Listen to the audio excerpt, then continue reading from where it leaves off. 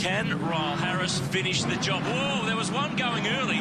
Elliot Barber on the 4th row of the grid was already well outside the grid box and rolling, but it's Kim Jane who's got the jump, but he's got to clear Harris before he can get across for turn 1. And Chris Pether got a great start. The Holdens are traditionally a little bit better off the line. They get a bit more squat, pushes the power to the ground, a little less wheel spin. This is pretty ambitious. There's a lock-up down the inside by Jesse Dixon trying to come from way back in the field. And Darwin always produces action-packed racing for the Utes because there's a lot of heavy braking. They're not easy to pull up, and tyre management, as Ryle Harris said, is critical here for this last one. Oh no, massive Big one. Peter Burnett was first in.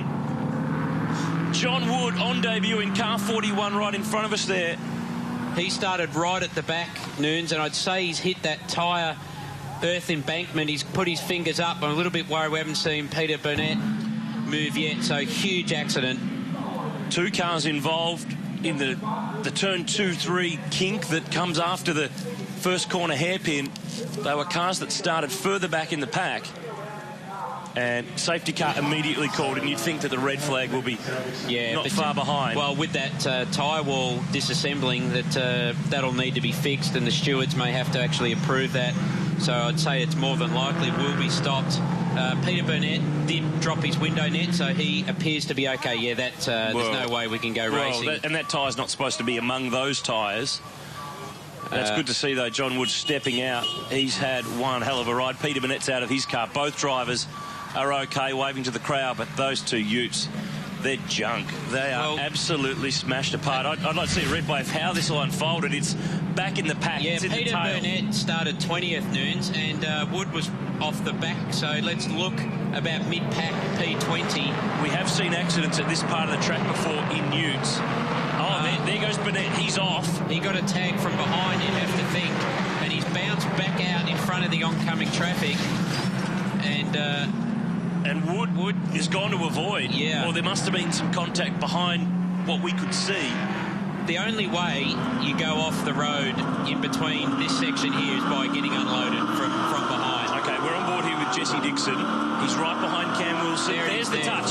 So Burnett's off. Jesse Dixon stays right, gets pelted in the windscreen. But worse was to follow. There's the contact, and it's hard to see. It's car, I think it's car 24, which is Cam Wilson, but that would be odd. They're pretty good mates, I think. Just looking in the background, it's just out of shot. You can't quite see where Wood has ended up off. At the front, though, Harris got the lead. Jane second, Cedars third.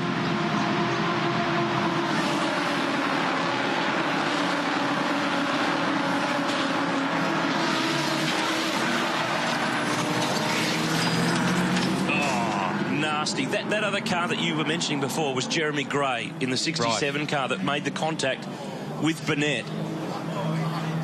Good news is that both drivers are out. They're okay. Their cars are not. The contact started on the exit of 1, so it looks like Burnett has moved across. Whether he's seen that Jeremy's had overlap, Jeremy's hit him quite hard in the right rear. That's turned him around, and Wood, I'm not sure what's happened there. There's